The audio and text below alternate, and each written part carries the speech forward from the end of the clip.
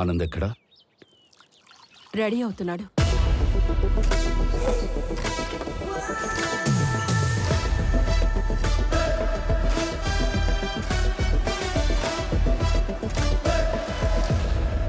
Sir, tablets. వైజాగ్లో ఏదో గొడవ అయిందట సార్. అది వైజాగ్లో ఏం జరిగింది?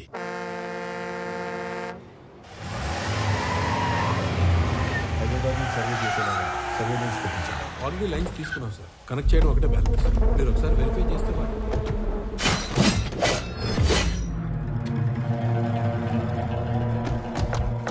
ఎవరు మీరు? నీ 200 ఎకరాల్లోకి వస్తేనే ఎవరు నువ్వు, ఎవరు రానిచ్చారు అని అడుగుతున్నాడు. 682 చదరపు కిలోమీటర్లున్న నా వైజాగ్ కాన్స్టిట్యున్సీలోకి వచ్చి 1000 మందికి ఉద్యోగాలు, 100 కోట్ల ప్రాజెక్టు కడుతుంటే ఏరియా ఎక్స్ఎమ్మెల్యేని నేను అడగొద్దా ఎవరు నువ్వు, ఎవరు రానిచ్చారు అని? ప్లీజ్ సార్, గొడవ చేయకండి, కూర్చొని మాట్లాడుకుందాం.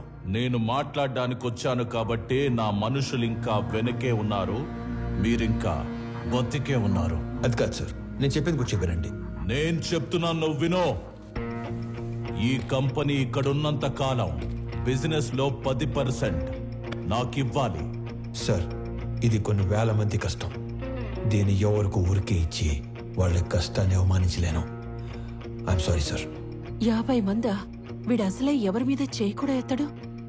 ఎలా బయటపడ్డాడు అసలు?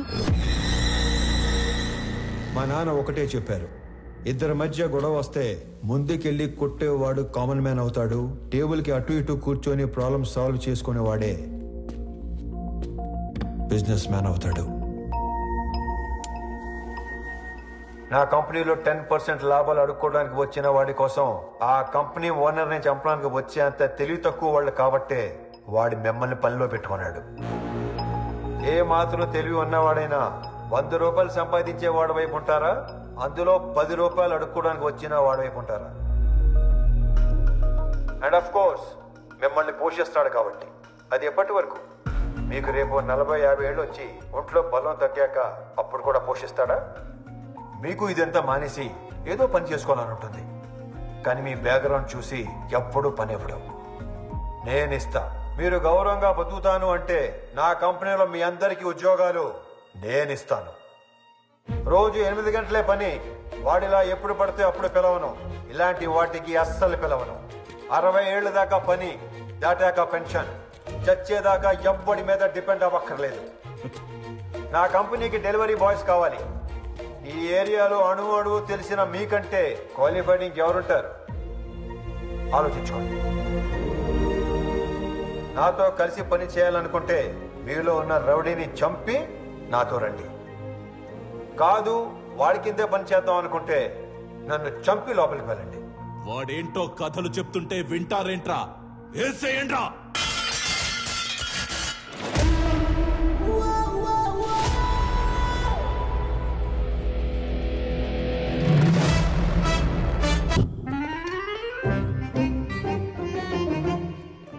వచ్చాడా? పొద్దునే వచ్చేసాడు సార్. మొన్న ఏదో లోన్ అప్లై చేస్తా అన్నారు, అప్లై చేశారా? ముందే తీసుకుంటే ఖర్చు అయిపోతే తీసుకోలేదు. లోన్ కి అప్లై చేశాను, 15 రోజుల్లో శాంక్షన్ అయిపోతుంది. తర్వాత 1 రోజుల్లో పెళ్లి, అన్ని సెట్ అయిపోతాయి. Super sir. మీరు స్వామి ఎండి గారు పిలుస్తున్నారు. బాబాయ్, లోన్ శాంక్షన్ చేసినట్టున్నాడు. ఇప్పుడు వస్తాను.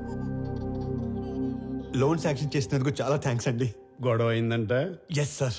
నాకు నీలో హీరోని చూడాలని ఉందయ్యా. అర్థం కాలేదు సార్. Termination letter. ఎందుకు సార్? ఇందాక నువ్వు కొట్టినాడంటే నీకు భయం లేదట కదా? అస్సలేదు సార్. నాకుంది సార్. వాడు మళ్ళీ వస్తే కొడతావు కదా?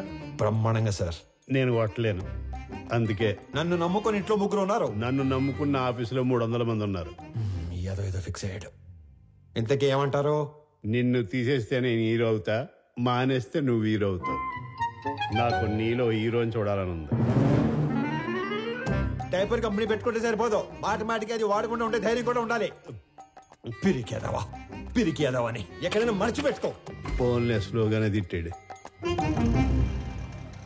మొన్న పెళ్లి చూపుల్లో నాన్నగారు పెళ్లి చాలా గ్రాండ్గా చేయమన్నారు. సడన్గా అనేసరికి మీరు ప్రిపేర్ అయ్యారో లేదో అని మీకేం అభ్యంతరం లేకపోతే మా ఇంట్లో తెలియకుండా నేనే డబ్బులు ఇస్తాను. అయ్యయ్యో ఏం పర్వాలేదు, మా వాడు అన్ని అరేంజ్మెంట్స్ చేసేసాడు. పెళ్లి అద్భుతంగా చేసే బాధ్యత మాది. ఆల్రెడీ చేశారా? ఉంటానండి. అలాగే, మంచిదే. అలాగే బాబు. పిలుస్తాను బాబు. పెళ్లి ఎరగదీస్తామని చెప్పాను. ఆఫీస్కి వస్తే వాళ్ళు కూడా ఇరగదీస్తాం అన్నారు. ఎందుకు? ఉద్యోగం దొబ్బింది.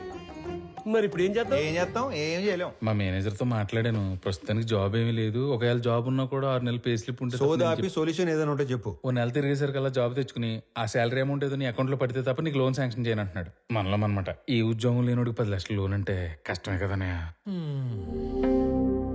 నెల రోజుల్లో ఉద్యోగం అంటే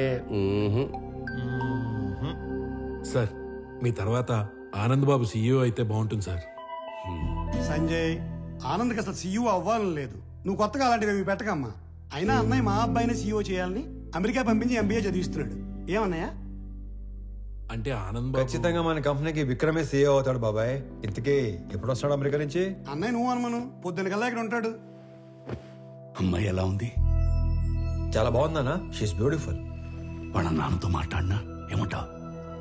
నానా అది కాదురా, నాకున్నదే 2 నెలలు. నీ పెళ్లి చూడకుండానే వెళ్ళిపోమంటావా? అది కాదు నానా, నెల రోజులు మీ బర్త్డే వస్తుంది. ఆ రోజు కల్లా వైజాగ్ ఫ్యాక్టరీలో 1000 మందికి ఉద్యోగాలు ఇవ్వాలి. ఆ 1000 మంది ఫ్యామిలీస్ లో హ్యాపీనెస్సే మీకు ఇచ్చే బర్త్డే గిఫ్ట్. అదేగా మాట్లాడుకుందాం. సరే, ఇష్టం. వేసుకోండి. నెల రోజుల్లో 1000 ఉద్యోగాలు అయినట్టే. Hello, first time? అవును sir. So many times.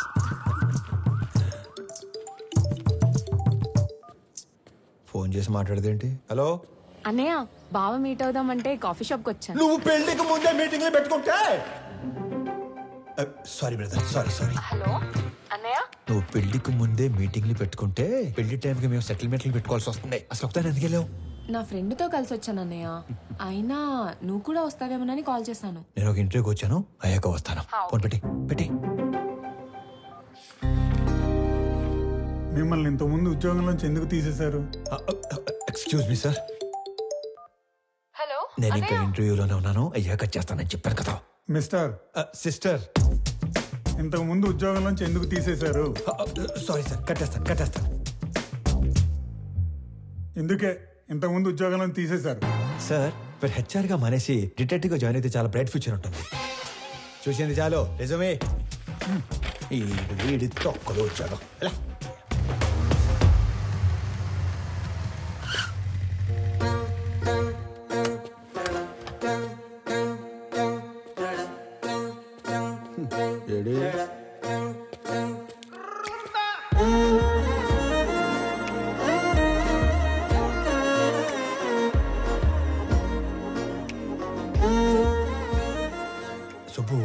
Subbu ఎక్కడ?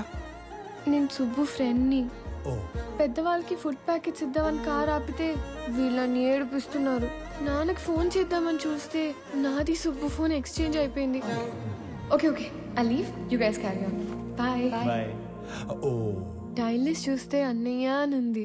అన్నయ్య అయితే ఏ ప్రాబ్లం నుంచి అయినా సేవ్ చేస్తాడని నేనే మెసేజ్ చేశాను. అన్నయ్య ప్రాబ్లం ఉన్నా అని మెసేజ్ చేస్తుంది.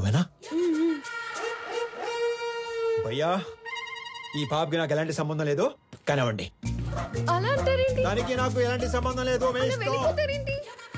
మరి నువ్వేంటి? నీ హైట్ ఏంటి? నీ ఫిజిక్ ఏంటి? నీ కలర్ ఏంటి? అసలు నువ్వు నన్ను అన్నయ్య అనొచ్చా? ఆ మాటకు వస్తే నువ్వు ఈ ప్రపంచంలో ఎవరైనా అన్నయ్య అనొచ్చా?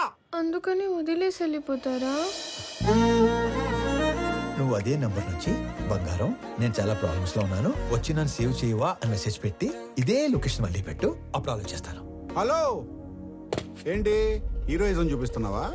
అంతుందా? చూపించాలని నాకు ఉంది, అసలు నీకు అంత ఉందా? హీరోతో మాట్లాడుతున్నావు తెలుసా? ఎవర్రా ఇడికి నా డైలాగ్ ఇచ్చింది? నువ్వు మెసేజ్ చేస్తున్నావు లేదా? అబ్బాయి కన్ఫర్మ్, ఈసారి అడ్రాను, మీ ఇష్టం. హలో ఓయ్, అడు రాడు గాని మనం చూసుకుందామా? బంగారం, నీ ప్రాబ్లంలో ఉన్నాను, వచ్చి నన్ను సేవ్ చేయవా? నేనే రానుకో, అలిగాను. ప్లీజ్ రా, నా బుజ్జి కాదు, నా బంగారం కాదు, రా నాన్న.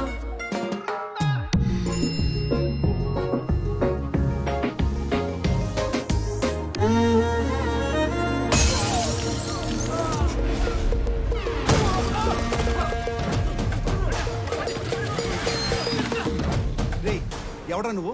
ఏం చేస్తుంటావు? ఎక్కడి నుంచి వచ్చావు? అరే నేనే ఒక ఇంటర్వ్యూ నుంచి వస్తున్నాను, మధ్యలో నీ ఇంటర్వ్యూ ఏంట్రా? రేయ్, నిన్నెవడో తెలుసా?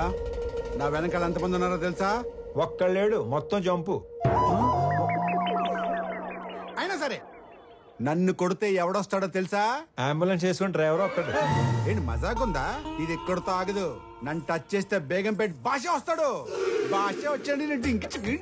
భాషను కొట్టేస్తే ఏంటి భాషను కొడతావా? ఏంటి భాష అంటే భాష పెద్ద రౌడీ. అడిగేది చెప్పరా? భాషను కొడితే ఎవడొస్తాడు? భాషను కొడితే షేక్పేట్ షరీఫ్ వస్తాడు. షరీఫ్ ఎంత పహిల్వాన్ తెలుసా? బాబోయ్, మరి షేక్పేట్ షరీఫ్ ని కొడితే ఎవడొస్తాడు? నేను షేక్పేట్ షరీఫ్ ని కొట్టేస్తావా? నేను షేక్పేట్ షరీఫ్ ని కొట్టేస్తావా? ఎంత ఎక్సైట్ అవకరా? షేక్పేట్ షరీఫ్ ని కొడితే ఎవడొస్తాడు చెప్పు? షరీఫ్ ని కొడితే మలక్పేట్ మల్లేష్ వస్తాడు. ఈ సిటీలో అంతకన్నా పెద్ద పహిల్వాన్ లేడు. లేడు లేడు. అయితే 10 వెళ్ళిపోదాం. చూసావా డార్లింగ్, అన్న పేరు చెప్పని ఎలా భయపడ్డాడు? నేను చెప్పేది ఆడిని కొట్టేందుకు, డైరెక్ట్ గా మలేషియాని కొట్టేస్తే పని అయిపోతుంది కదా.